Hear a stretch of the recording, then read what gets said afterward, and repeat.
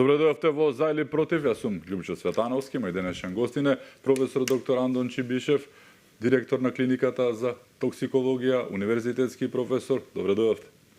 Добро ве најдов, добро вечер на сите гледачи на Алфа телевизија, на вас во студиото и благодарам за можноста. Професоре, најактуелната тема во моментот на рак рана, буквално кажано, на македонското општество, но особено на Скопје и Скопјани, зборуваме за загадувањето на воздухот, нешто што со години и години и години како проблем се таложи, но никој не го решава. Еве, зборуваме за загадување на воздухот. За всушност за што зборуваме? Што значи загадувањето на воздухот? За жал, 10 години наназад ние зборуваме за загадувањето на амбиенталниот воздух. Можда порано, пред 10 години само зборувавме, меѓутоа сега и го чувствуваме тоа. Не само ние, туку го чувствуваат и нашите деца, нашите внуци.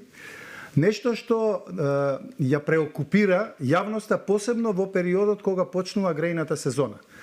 Не е ексклузивитет да се загадува воздухот енормно, во на енормен начин. Сега загадувањето го чувствувам дури некојаш и среде лето, меѓутоа потенцирано е и е неподносливо баш кога ќе почне грејната сезона. Што е загадувањето? Загадувањето е тоа што во воздухот имаме одредени штетни материи или хемикали или гасови кои што се над референтните вредности и кои што можат на пократок и на подолг рок сериозно да го загрозат здравјето на човекот.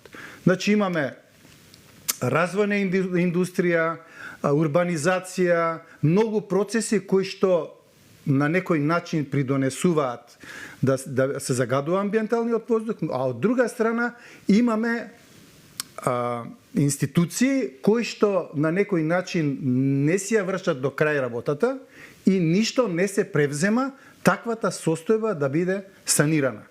Загадувачи има многу, во јавноста се зборува за одредени загадувачи кои што се присутни во амбиенталниот воздух, меѓутоа за некој не се зборува. Јас еве као клинички токсиколог, као човек кој што го следи овој проблем кој што сите не засега, ќе кажам нешто повеќе околу тоа. Прво, најмногу се спомнува така наречените PM честички, кои што имаат различни димензии. Имаме PM10 честички, 10 микрона и 2,5 микрона. PM 2,5. И двете, вдишани во организмот, предизвикуваат одредени здравствени потешкоти. Тие проаѓаат, PM10 се лепат на горните респираторни патишта и можат да го наруша здравјето во делот на респираторниот тракт или респираторните органи, додека овие PM 2,5 микрона кои што се помали, се симнуваат до најдолните делови на респираторниот систем, влегуваат во така наречените алвеоли, каде што настанува размената на гасови при дишењето и ги оштетуваат алвеолите. Покрај тоа, одбрамбените клетки на организмот ги собираат тие честички и ги разнесуваат низ целиот организам и така тие практички доведуваат до оштетување на функција на повеќе органски системи. Кардиоваскуларниот, нервниот систем. Затоа и во последниве неколку години статистиката вели дека се зголемува бројот на кардиоваскуларни болести и мозочни инциденти. Тоа колегите кои што се занимаваат со тој проблем го поврзуваат со загадувањето на воздухот, енормното загадување, затоа што знаете, Светската здравствена организација има пропишано одредени вредности кои што може да ги толерира човечкиот организам, кои што луѓе кои што се експерти во областа го имаат детектирано. Меѓутоа, кај нас, ако да речеме 50 микрограма на метар кубен може да има PM10, ние минатата година, оваа година не гледам некои бројки, дали не се објавуваат или не се мерат, али имаше во некои градови во Македонија имаше по 10 пати зголемени вредности над онаа вредност која што може еден човечки организам на некаков начин да ја поднесе. Тоа е едниот дел. Вториот дел е загадувањето со гасови. Никој не зборува за загадување со јаглероден моноксид, со јаглероден диоксид, со сулфур диоксид, со азотни оксиди, со пари на тешки метали. Значи, јаглеродниот моноксид, кој што се ослободува при согорување на органски материи, го има исто во огромна концентрација. Него го има и нормално во атмосферата, меѓутоа кога го има во поголеми концентрации, тој има огромен афинитет за да се сврзува со хемоглобинот. Тоа е она субстанца која што ние ја имаме во организмот и е задолжена за клеточното дишење. Кога ќе ни го зафати хемоглобинот, јаглеродниот моноксид, нашиот организам има недостаток на кислород. Тоа е причината за она што мене постојано ми се јавуваат граѓани и случајни минувачи на улица ме прашуваат, со недели ме боли глава. Зашто ги боли глава? Затоа што снабдувањето на мозокот со кислород во такви услови на зголемена концентрација на јаглероден моноксид не е доволна и мозокот реагира одбрамбено и не предупредува дека не дише како што треба. Дали поспаност е можеби на многу апсолутно тоа сега сакам да го кажам. Некои се жалат на вртоглавици, некои се жалат на малаксалост затоа што па мускулите не се снабдуваат доволно со кислород. Некои се жалат на поспаност, тоа што вие го кажавте. Значи, една голема бројка на симптоми кои што се невообичаени и се чувствуваат со денови.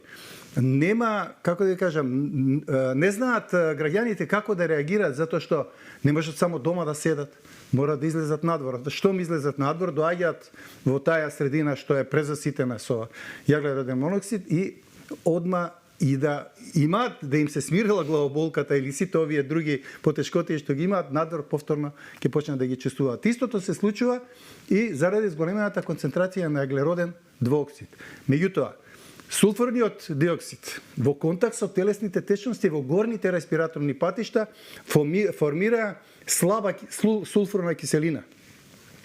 Тоа е она што граѓаните ги вознемирува, грепкањето, надразнителна кашлица. Знаете, кога некој го надразнува горниот респираторен систем, ја надразнува и таа зона на кашлање или тусигена зона и има една хронична кашлица која не реагира на никаква терапија. Затоа што надразната е слузокожата, со тек на време таа се оштетува, се губи оној површниот слој што е и заштитен слој, влегува во она имунолошка заштита на организмот и сега објаснувањето за инфекции кои што настануваат во такви услови, а не реагираат на терапија. Јас имам пациенти кои што по 2 недели ги третираме со некакви антибиотици, ги именуваме антибиотиците, а ефектот е минимален или никаков.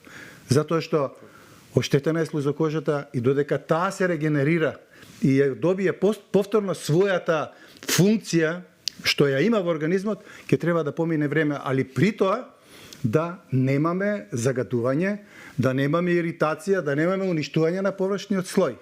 И на крај, актуелно беше последниве години, а и оваа година слушам, тоа палење на депониите. Депониите се одлага секаков отпад, пластика, текстил, во сите нив има мали количини на тешки метали. Значи, кога горат тие се ослободуваат пари на тешки метали кои исто така го загадуваат воздухот, вдишани во организмот, тие во зависност од тоа за што се работи, дали се работи пари на оловни пари, дали живини пари или некакви пари од некој друг тежок метал, тие имаат афинитет да се депонираат. И кога се депонираат во одреден орган, тие таму остануваат многу долго време, имаат многу долг полуживот на распаѓање. Ако кажеме дека оловото ќе се депонира во коскената срж, оттаму не можеме да го извадиме најмалку 30 години. И замислете што се ќе се случи во коскената срж.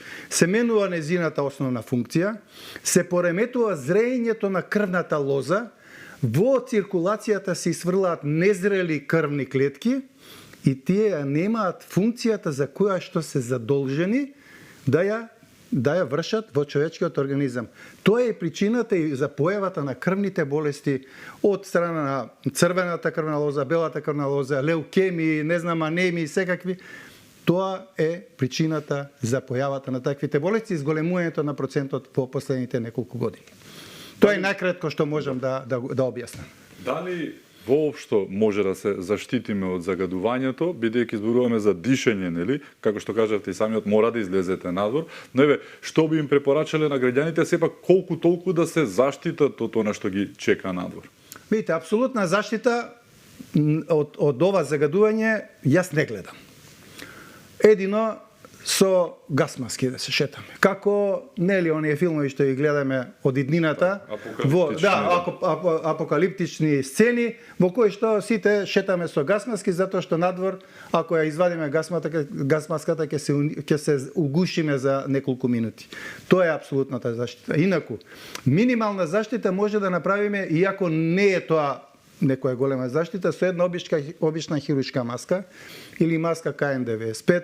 На крај од крајшта еден шал да врземе, сигурно дека се она што го вдишуваме, нешто од тоа ќе се налепи на маската или на шалот и нема ние целосно да го вдишиме. Иначе вдишувањето нема со било каква заштита не можеме комплетно да се заштитиме. Сега граѓаните си набавуваат некакви апаратчиња за дома, зборувам, затоа што, знаете, тој воздух од надвор може да во иста концентрација не влегува во домовите, меѓутоа влегува. Мора да отвориш прозор, не можеш ти цело време да бидеш херметички затворен во една затворена просторија. Ке влезе тој воздух, си набавуваат прочистувачи на воздух. На пазарот има секакви нели прочистувачи кои што во зависност од цената на граѓаните си ги набавуваат и на некаков начин барем во домашни услови си го прочистуваат воздухот. Можда тоа е еден мал дел од тоа што треба да се направи. Инаку, апсолутно треба државата и институциите задолжени за тоа да преземат мерки со кои што одеднаш нема да успееме ништо да направиме, значи нема да успееме ние сега за 2-3 месеца да го исчистиме воздухот и да имаме планински воздух. Такво нешто ни се ветуваше нели пред 7-8 години, дека сега нели ние еве за 3-4 месеца добиваме планински воздух, ќе си дишеме. Па штрекува потоа против себе, се сеќавате на Шилегов, на Павле и на компанија излегува, протестираа додека беа на власт за чистиот воздух кој што тие требаше да го донесат, но не го донесаа, па си протестираа против себе. Многу парадоксално. Јас се сеќавам кога некои представници од одредени политички партии па невладини организации со маски шетаа низ градов и ветуваа дека тоа за 2-3 месеца тие ќе го поправат, меѓутоа еве поминаа од тогаш 7-8 години ништо не е поправено, дури е влошено, затоа што сега покрај амбиенталниот воздух почна да ни се необјасниво да ни се загадува водата за пиење. Еве пред краток временски период водата за пиење во еден од поголемите градови во Македонија, во Струмица, беше забранета за пиење затоа што имаше присуство на енормна количина на манган, кој исто така е токсичен. Сега дали можете да поверувате дека сега преднесува медиумите, чинам во Берово дека е водата закадена со манган, што јас не можам да го разберам. Берово, јас сум го сметал за едно од најеколошките средини во Македонија, еден од најчистите градови. Па не често, ама повремено одам во Берово, уживам во тие нели во околината на Берово. И да дишете конечно, се чувствувате. Да продишам малку чист воздух. Меѓутоа еве видите сега и таму од каде се појавува манган во водата за пиење, што е загрижувачки. Значи државата и институциите треба тоа што побрзо да се зафата да го решат, затоа што за минимално прочистување на воздухот се потребни години. Години на сериозно, одговорно и посветено работење на проблемот за да може нешто да се реши. Сега слушнав дека владата има некаков акцијски, некаков оперативен план со кој што ќе почнат конечно активности со кој што ќе се направи обид да се малку прочисти амбиенталниот воздух. Јас се надевам дека тоа ќе почне да се реализира многу брзо, затоа што ако продолжи вака уште неколку години, навистина сериозни проблеми ќе имаат луѓето со здравјето, сериозни проблеми ќе имаме со нашата иднина, затоа што и младите ги засега тоа, не ги засега само повозрасните, кај повозрасните кои имаат одредени коморбидитети, веројатно ќе биде малку во потешка форма, затоа што знаете, белодробни заболувања, срцеви заболувања, сите тие присутни во човечкиот организам, уште повеќе ја комплицираат состојбата. Потешко се поднесува ова загадување кај еден астматичар, отколку кај еден здрав организам. Затоа ќе мора многу брзо да се работи, сите институции да ги завиткаат ракавите, владата да даде поттик за тоа што побрзо да се разреши. Очекувате со овие когенеративни централи, со сето тоа што е на подолг рок, како што најави токму и премиерот Мицкоски, да се помогне во загадувањето на воздухот, бидејќи да, кажа и тој она што кажавте, вие не очекувате за 2-3 месеца, на малку подолг рок, но нели реално недолгиот пат почнува со првиот чекор, ја го гледам барем така, бидејќи досега ниту еден чекор не беше направен. Апсолутно се сложувам, значи основниот проблем е во тоа што државата, сакам да кажам владата, владите се менуваат, не ги имаат таргетирано загадувачите. Големите загадувачи и големите загадувачи да го сменат процесот на работа, да ја сменат технологијата која што го загадува воздухот. Не ме интересира дали нивниот профит ќе биде загрозен. Тоа воопшто не мене ме интересира моето и здравието на моето семејство, како сите нас. Значи, тука да се преземат прво мерки, да се таргетираат загадувачите, да им се укаже на тоа какви горива можат да користат, а какви не можат да користат. Да не биде табу тема дека има некакви мини скриени фабрики во околината на Скопје. Тоа се шпекулации кои сите ги слушаме, меѓутоа некои веруваат дека тоа е вистина, каде што се топи железо, не знам, некакви метали, па се користат некои несоодветни горива, кои знаат од кај доаѓаат, да се стави ред еднаш на тоа и на увозот на неквалитетно гориво, кое што енормно го загадува амбиенталниот воздух. Да се оди на тоа што повеќе да се користат еколошки горива, да се стимулираат граѓаните. Зашто плаќаат граѓаните даноци? Па нека има одредени субвенции, нека се мапира теренот, нека се види каде најмногу се загадува заради греењето на домовите. Па видите, ние сите сме израснали овде кај Скопје, пред 30 години, 40, сите се грееја на дрва и на камен јаглен се грееја. Па вакво загадување не постоеше. Или па ние не знаевме или не се мереше. Меѓутоа, верувам дека не постоеше затоа што ние не го чувствувавме. Не слушавме дека има енормно зголемување на деца кои што патат од горно-респираторни инфекции или од алергиски реакции. И тогаш имаше деца и сега има деца. Меѓутоа, значи загадувачите големи да се обележат, да се опоменат, да внимаваат на користењето на горива и да се стимулираат граѓаните со одредена помош, државна субвенции да користат еколошки горива и со тоа барем минимално во еден дел би го намалиле загадувањето. Тоа Каква улога има автозагадувањето, односно загадувањето од автомобилите? Јас имав несреќа во сабота, кога би требало да биде многу порелаксирано, да загадувам во Скопскава гужва на пластичарската буквално 20 минути, што делумно е резултат на оние шалабајзерите што се паркираат од страна. Тоа е македонска, нели? Да, стеснуваат протокот на сообраќај. Така, но има еден друг проблем. Јас мислам дека се што буквално оди денеска и вози не заради друго. Многу луѓе и не може да си го дозволат тоа, но мораат, се вика градски превоз, катастрофалниот градски превоз, зашто е заслужна нашата градоначалничка. Колку тоа сепак придонесува во целата оваа приказка. Внимавајте, имаме страшен проблем со загадување и што се случува? Немаме градски превоз. Нешто што треба да помогне многу наместо луѓето да се возат со своите автомобили, бидејќи немаат како, не постои друг начин. Еве, да дојдевте сега до Визбегово со автобус, па кога ќе дојдевте на емисија, можеби утре ќе дојдете. Може утринска емисија, ќе стигнам за утринска емисија. Не, видите, тоа е еден сегмент во целиот овој проблем, еден сегмент е сообраќајот во градот. Меѓутоа, ја мислам дека тоа не е основниот проблем. Тоа што ние во моментов имаме несоодветен градски превоз, нема автобуси, луѓето чекаат, еве сега пред да дојдам, слушав на вести, дека луѓе чекаат и повозрасни луѓе, по саат и пол еден автобус да дојде за да се превезат од едно на друго место, ги тера граѓаните повеќе со автомобили да се движат или бараат некој алтернативен начин, со скутери, со тротинети, со велосипеди. Меѓутоа, автомобилите во стварно во огромен број.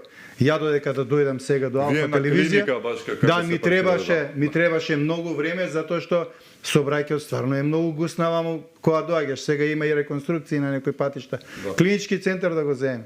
Клинички центар е феномен. Така, тоа е како Значи, да сте тој добиле паркинг на е феномен. джекпот некој да сте добиле. Меѓутоа огромен број на возила во клинички центар секој ден влегуваат и излегуваат, паркирањето е мислена именка. После 8 часот наутро, таму ако не влезеш и не се паркираш, прости се, барај си некаде на друго место и дојди си пешки или дојди си со такси.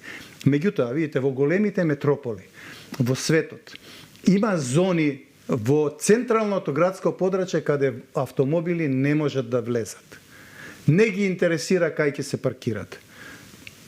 2 километра во пречник, 3 километра во пречник, не е битно, тоа си го одредуваат градските власти. Или се плаќа многу повеќе од Да, тоа што ако сакаш да влегуваат. влезеш и да видиш господин да шеташ со кола, ќе платиш некоја енормна сума за паркирање. Меѓутоа, поголемиот дел го имаат решено така што не пуштаат возила во централно градско подрачје, меѓутоа тие имаат фантастично организиран градски превоз. Ти ако застанеш на 3 км од центарот на Скопје, имаш на секои 2 минути автобус, на секои 3 минути имаш трамвај. И можеш во централното градско подрачје или во центарот да си влезеш без проблем и да излезеш, да си го земеш возилото и да си одиш.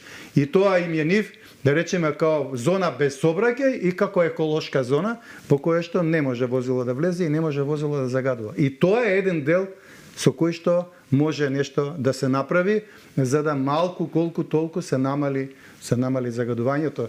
Знаете се, не е проблемот на загадувањето само во Скопје.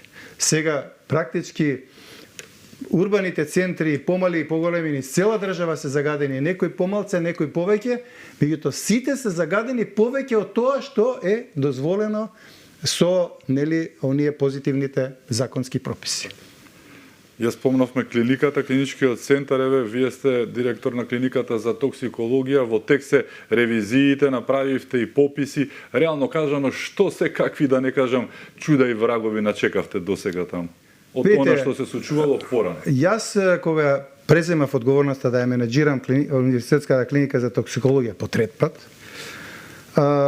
направив неколков план пред да почнам воопшто нешто да работам. Планот ми беше прво да направам пресек на активностите кои до тогаш се случувале. Тоа е првата работа. Втората работа беше пресек на она што затекнувам на клиниката во однос на финанси, во однос на лекарства, во однос на медицинска апаратура и повика финансиска контрола од Фондот за здравствено осигурување. Тоа е првиот чекор кој што јас по законот имам право да го правам, затоа што ревизија не може итна ревизија да побараш. Државниот завод за ревизија си има своји планови, предвидува оваа година кои институции ќе бидат подложени на ревизија. Направивме попис, направена е финансиска контрола, која што траеше едно добри 2-2,5 месеци. Инспекторите беа многу сериозни, многу професионални, многу одговорни, направија еден извештај кој што навистина е многу реален. Нашиот попис покажа дека имаме многу голема количина на одредени лекови со поминат рок, кои што не се употребени.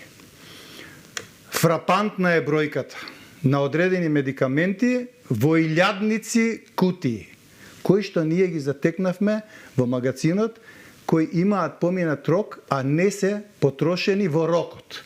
И што се случува сега? Ние треба тие да ги уништиме во строго утврдена законска процедура, која и не е така ефтина и не е така едноставна. Значи, процедура која што побарува трошење енергија, документи, проверка, контрола, носење, не знам, на одредено место кај што ќе треба да се уништи. Меѓутоа, општиот впечаток е дека е направена штета на здравствениот систем на Република Македонија. Можда дел од тие лекарства се донација, меѓутоа и тие што ги донирале, пред да ги донираат, тие ги платиле со пари. Нас ни ги донирале, тие имаат употребна вредност, меѓутоа имаат и финансиска вредност. чинат пари. Се знае колку чини, да речеме, една кутија Сумамет таблети. Сумамет таблетите се едни од посериозните антибиотици кои што се користат кај посериозни инфекции, меѓутоа исто цена се поскапи од некои други. Ако ние направиме пресметка колку чина 2500 кутии Сумамет, ќе испадне цифра која што за нашиот здравствен систем, посебно за клиниката која ја раководам, е огромна.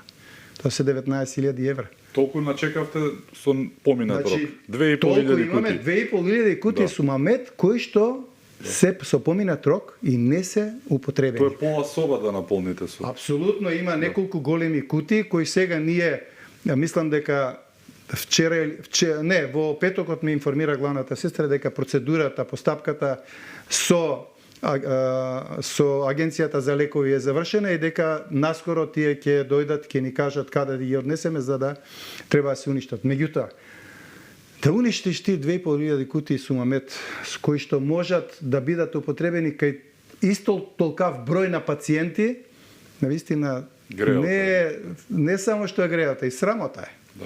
Ти да ги фрлиш у ѓубре, толкова голема. Но не морало кај вас можело да понудат на други институции, зборуваме за еден од најчестите. Меѓутоа знаете што можда на многу и во многу институции се однесени и тие немале потреба да земаат од нас.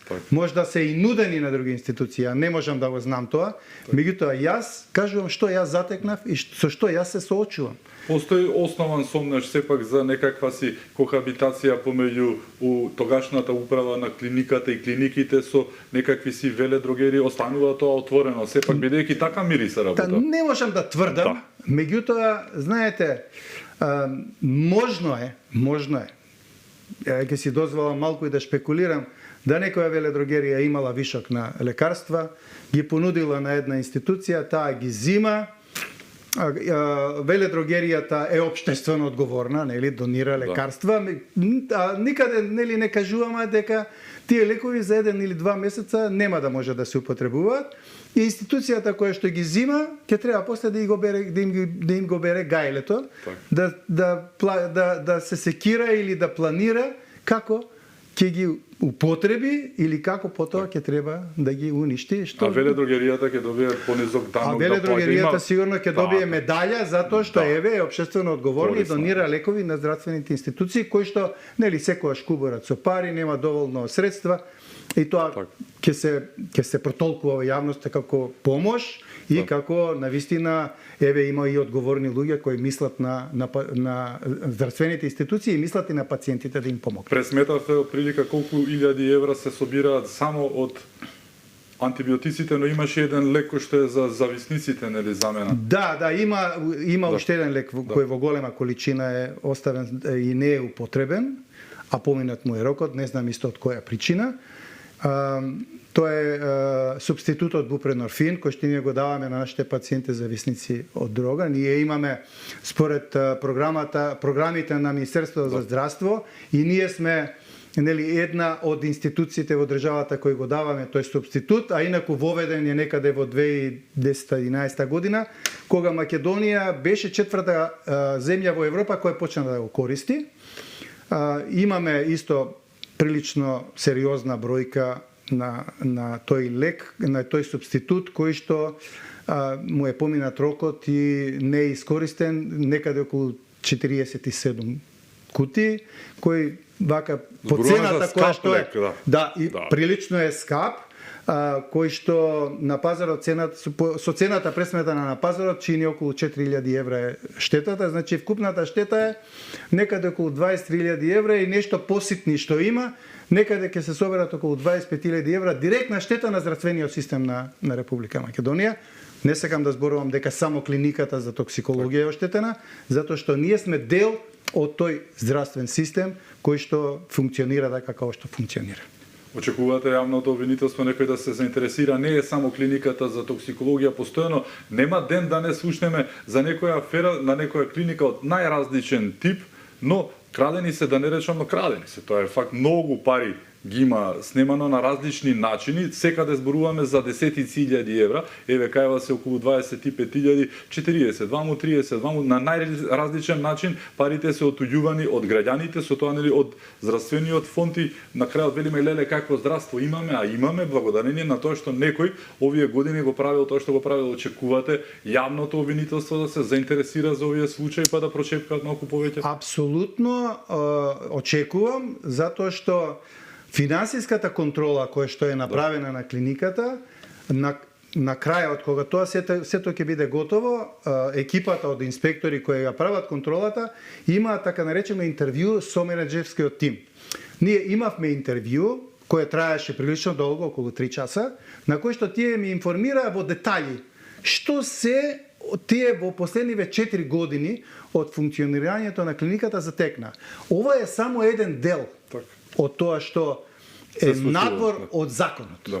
Имаме и други пропусти за кои што по службена должност се информирани надлежните институции во Република Македонија и веќе се прави некаква проверка што е причината, затоа што штетата не е 25.000 евра. Малку повеќе е штетата затоа што има и други неправилности кои што се случувале во последниве 4 години, на кои што не се обраќало внимание, дали од незнаење, дали од неискуство, дали од намерно се правеле, не сакам да шпекулирам, не сум истражен орган.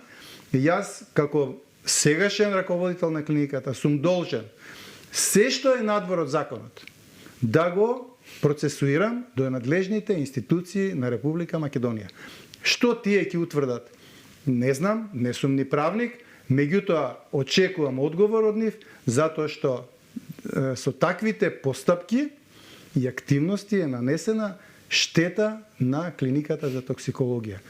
Ако се сеќавате, кога ја превземав клиниката, првиот увид во финансиската состојба утврди дека има одредени вработени кои што работат на клиниката без валидни договори. Мене ми е жал за тие луѓе, затоа што голем дел од нив многу честно си ја вршеа работата, многу посветено си ја вршеа работата, меѓутоа јас бев принуден да ги ослободам од активности, затоа што ја не можам да дозволам да влегуваат и да функционираат на клиниката луѓе кои што немаат никаков договор со клиниката. Значи, договорите им беа истечени, а тие за месец или месец и пол зимаа плата. Значи, директно од буџетот на клиниката се одлеја одредена сума на пари кои што тие луѓе ја зема за плата. Верувам дека они си ги заработиле парите затоа што работеа. Меѓутоа, тоа не е подкрепено со соодветна документација која што ја бара законот. И затоа тоа беше препишано како незаконско трошење на пари од клиниката, односно како злоупотреба на службена положба и овластување.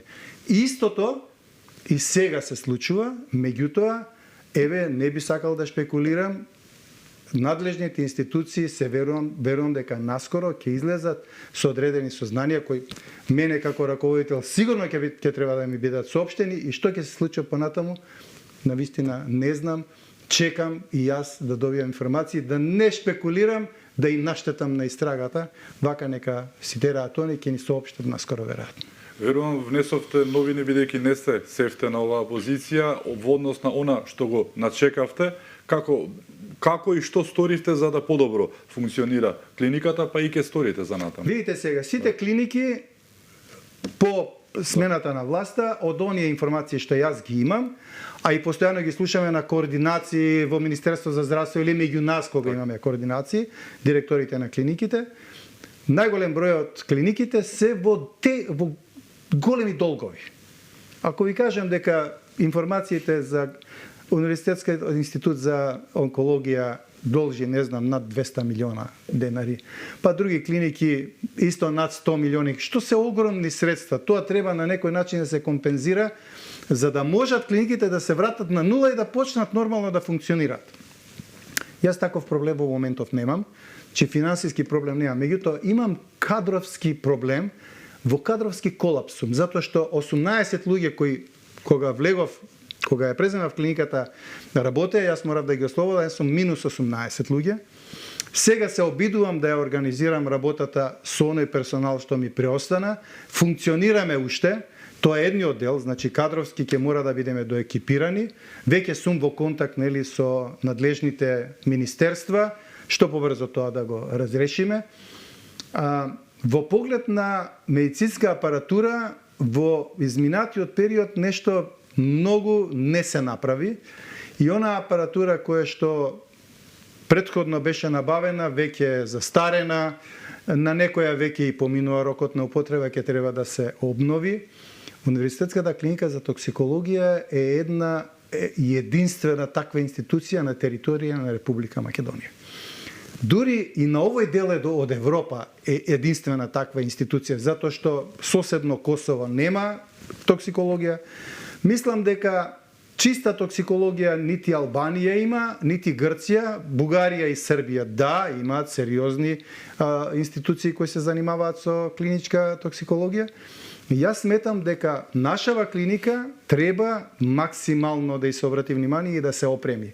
Во моментов, бидејќи имаме одредени средства на располагање, во тек се постапки за јавни набавки за обнова на дел од апаратурата која што веќе е застарена и тешко функционира, тешко ние со нејзе се снаоѓаме и на крајот не може една универзитетска клиника за токсикологија која што ќе биде одговорна да згрижи, да речеме, голем број на луѓе, на граѓани, на пациенти, ако се случи некоја масовна хаварија хемиска.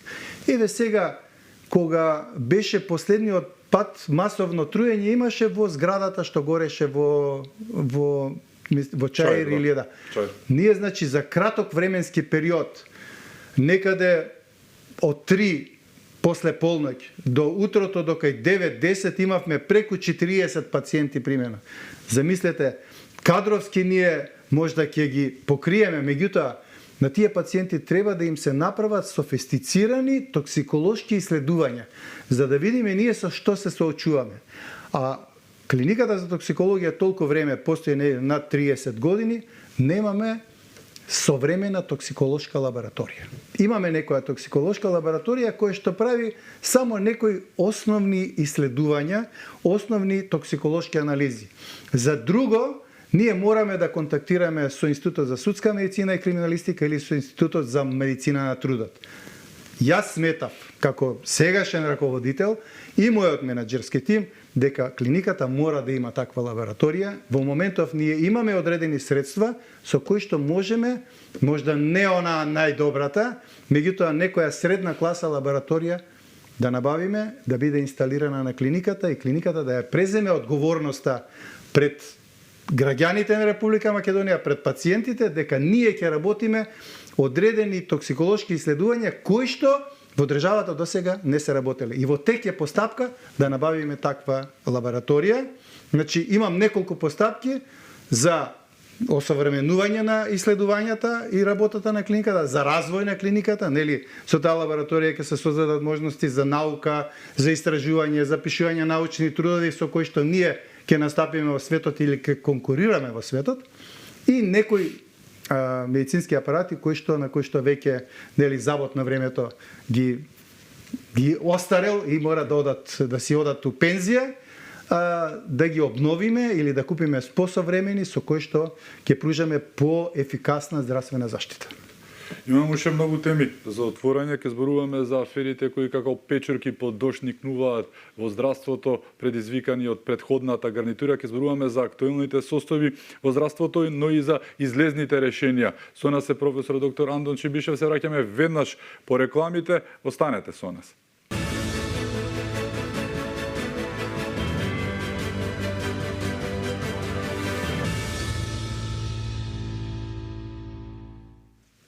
Се враќаме во За или против. Мој гостин е професор доктор Андон Чибишев. Професоре, како ги оценувате сегашните состојби во здравството? Наследивте, што наследивте, не наследивте многу добри работи, да не речам, тоа е факт, се гледаше и од авион што се случува, но еве испаѓаат не ревизиите, не инспекциите, тоа што било и како било, но еве какво здравство имаме во моментот? Во моментот имаме здравство кое функционира на апарати. Значи, функционира во многу отежнати услови. Затоа што Кажав еве за клиниката која јас се раководам, а истиот проблем го имаат практички сите здравствени институции во државата. Ние се соочуваме со недостаток на вработени од сите профили. Затоа што во изминативе неколку години се правеа обиди да се вработат луѓе, меѓутоа епилогот на тоа, епилог немаше, не се завршија до крај процесите на вработување, многу луѓе останаа надвор од процесот, не се вработија и сега кога настана она природна замена на власта после изборите, ние влегуваме во институции кои имаат голем недостаток од кадри, од сите профили и навистина многу тешко се организира 24 часовна работа. Не е тоа некоја продавница која работи во определено време, временски интервал, па работи од толку до толку и после ставаме клjuč. Овде 24 сати мора да тече целиот процес на работа, а во тој процес на работа мора да учествуваат сите профили од доктори па до хигиеничари, така да тоа е најголемиот проблем. Вториот проблем е тоа што во текот на изминативе неколку години направени се енормни трошоци за кои што јас можам да зборувам за институцијата која јас ја раководам, а меѓутоа од она што го слушам, добар дел од клиниките, па и сите здравствени институции во Република Македонија, и помали и поголеми, имаат финансиски проблеми и сега пак добивам информација дека фондот за здравствено осигурување кој е одговорен за финансирање прави некои напори на некаков начин дел од тие долгови што ги имаат здравствените институции да ги покријат, за да можат да дојдат до некоја фиктивна нула од каде што ќе почнат повторно да функционираат и да ја организираат работата, затоа што знаете, ние можеме да бидеме одлично кадровски екипирани, можеме да бидеме стручно способени, меѓутоа ако немаме пари, нема да можеме да работиме, затоа што со пари се купуваат лекови, со пари се купува целиот медицински потрошен материјал, со пари се купува современа медицинска апаратура, без која што ние не можеме да покажеме ефективна и ефикасна работа. Тоа се едни од најголемите проблеми. Друго, условите за работа по институциите исто така се многу отежнати. Добар дел од институциите во изминатиот период, тоа се стари згради во кои што има потреба од одредени градежни интервенции, во санитарни јазли, проширување на капацитетите. Во многу малку од здравствените институции во државата направени се некакви зафати градежни со кои што се на некој начин минимално подобрени условите за работа. Меѓутоа во поголемиот број условите за работа се отежнати и сега допрва ќе треба да се прават одредени градежни интервенции со кои што ќе се подобрат условите и за работа и ќе се подобрат условите за згрижување на пациентите. Вие сте буквално кажано паталец, не гаталец, односно вие сте и теоретичар како универзитетски професор, но и практичар. Сте го работеле ова дали на раководни позиции или не. Може ли да се оправат работите? Гледано од страна работата е страшна хаос, да не речам, бидејќи и тоа и се начекано, таложено е со години сето ова. Може ли да се оправи овој не бадијава наречен сектор што живот значи, бидејќи таму почнуваме, таму завршуваме целата приказка. Може ли да се оправи работата и како да се оправи? Наведовте дел од работите што се најпроблематични и треба да се удри акцент на нив, но што може плюс да се направи за да го средиме овој најбитен сектор буквално? Апсолутно мислам дека може, само треба добра организација, посветено работење, вложување многу труд, многу енергија и на крајот потребен е супорт или логистика од повисоките институции. Значи, ако ние како раководители немаме подршка од надредената институција која се вика Министерство за здравство и таја што е над Министерството, владата на Република Македонија, ние тешко ќе може да функционираме. Мора по вертикала да имаме подршка од нив, а по хоризонтала треба сите здравствени институции во државата да се вмрежат, да соработуваат и едни со други да си помагаат. Потребна е и храброст некојаш да се преземат некои работи или некои интервенции кои што ќе подобрат работата во институцијата. Долго време, еве сега ќе го злоупотребам можда вашиот медиум, долго време Универзитетската клиника за токсикологија функционираше како Универзитетска клиника за токсикологија и ургентна интерна медицина. Значи, ние до пред година и нешто ги изгрижувавме ургентните интернистички состојби. Значи, се што е од интерна медицина влегуваше низ капија на клинички центар, прво доаѓаше кај нас, го прегледуваше наш доктор, триажа, терапија, обсервација, хоспитализација или враќање дома. Пред година и нешто, односно поточно негде во февруари 24 година, директно Министерството за здравство подпиша договор со две компании од држава, односно со Комерцијална банка и со Алкалоид, кои донираат пари Универзитетската клиника за токсикологија комплетно да се реновира и да се реорганизира за да прерасне во ургентен интернистички центар. Во тие година и пол се правеа преговори, се правеа планови, денес ке почне, утре ке почне, не почна. Сега, веќе скоро еден месец, на клиниката се одвиваат градежни активности. Значи, неколку делови од клиниката ќе се комплетно ќе се реновираат, ќе се преорганизира просторот за клиниката за некој одреден временски период, не можам да кажам точно, затоа што кога ќе почнеш да градиш, не можеш да кажеш тоа ќе заврши. Универзитетската клиника за токсикологија ќе прерасне во ургентен интернистички центар со токсикологија. Мислам дека ќе биде на добробит и во полза на сите граѓани на Република Македонија, најмногу на пациентите.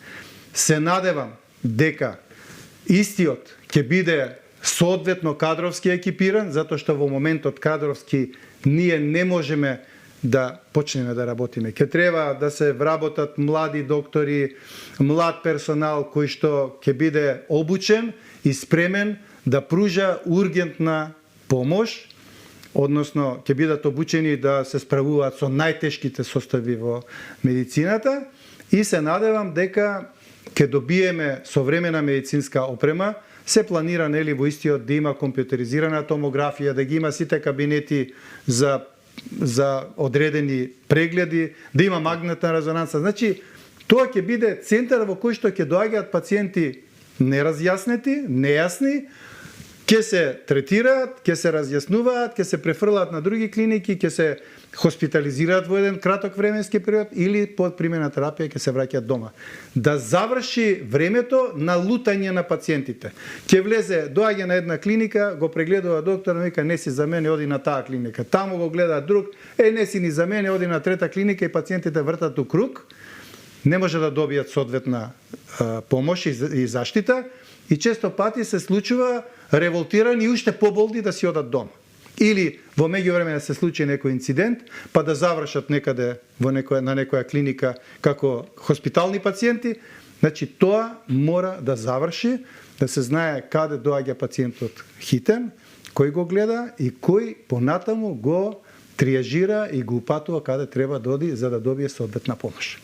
Видам дека сте оптимист за клиниката за токсикологија, тука сте и директно може да влијаете на она што се случува. Дали сте оптимисти за општо гледано македонското здравство? Ја знаеме состојбата во која што ја начекавте работата, еве и сепак нова гарнитура, нова влада, може ли да се сменат општо гледано во македонското здравство работите? Дали сте и тука оптимисти? Апсолутно сум оптимист, затоа што во моментов имаме раководители на институциите, ја можам да зборам повеќе за клиниките, пошто тука со колегите ние често соработуваме, нели разменуваме мислења, си помагаме околу пациенти, околу одредени активности. Има млади раководители кои што се нели орни за работа, сакаат да се докажуваат, и верувам дека тие ќе сменат сликата не само за институцијата која што ја раководат, туку ќе ја сменат комплетно сликата за здравствениот систем во Република Македонија. При тоа имаме апсолутно комуникација со Министерството за здравство, со министерот посебно, и имаме разбирање за одредени процеси кои што во моментот се одвиваат, се одредени процеси кои што во иднина треба да се одвиваат. Министерот дава подршка на јас редовно комуницирам со министерот, редовно се консултирам за одредени работи. До сега не сум имал пречка за ништо да спроведам. Секогаш добивам поддршка тоа да го направам. Нормално, ние сме подредени, мораме да ги информираме. Тие се тие кои што ги прават плановите, тие се тие што реферираат пред владата и верувам дека во наредниот период ќе има значителни подобрувања во сите сфери на здравствениот систем. Благодарам што бевте мој гост. Ви благодарам за можноста и еве да се надеваме дека следната емисија која ќе бидам гостин ќе зборуваме за поведри теми и ќе зборуваме дека здравствениот систем конечно почнува да оди напред. Посакувам исто за добровита и на Македонија и македонските граѓани, бидејќи навистина сектор кој што живот значи. Апсолутно така е. Ви благодарам, ми беше чест. Молам и мене исто. Ви благодарам и вам што бевте со нас, да сте ни живи и здрави и секако чувајте се многу.